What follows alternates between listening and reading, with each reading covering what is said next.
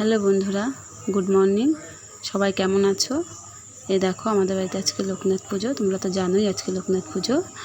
এই দেখো সকাল সকাল আমি স্নান টান করে সব কাজ টাজ সেরে ফল বানাতে বসে গেছি।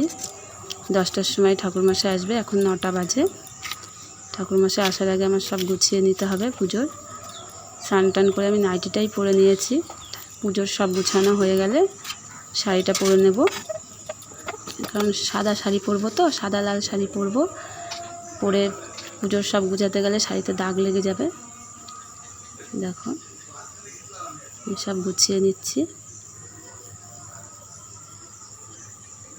প্রত্যেক বছরই আমরা করি, কিন্তু গেল বছর লোকনাথ পুজো করতে পারিনি, বাড়িতে একটু সমস্যা হয়েছিল। যেমনই পারি প্রত্যেক বছরই করি, খুব যে ধুমধাম করে করতে পারি তা না। তোমাদের দাদাভাই লোকনাথ পুজো করতে ভালোবাসে, লোকনাথ ঠাকুরকে খুব ভক্ত। এ দেখো মেয়ে ঠাকুরকে সাজিয়ে দিচ্ছে।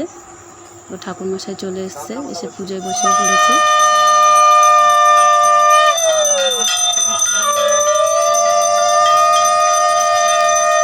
কাদের কাদের বাড়িতে লোকনাথ পুজো হয় আমাকে কমেন্টে বলো। ভালোই লাগে বাড়িতে একটা পুজো আসতে হলে, বলো। দেখো পুজো হয়ে গেছে, ঠাকুরমশাই চলে গেছে, আমরা সবাই ঠাকুরকে প্রণাম করে নিচ্ছি।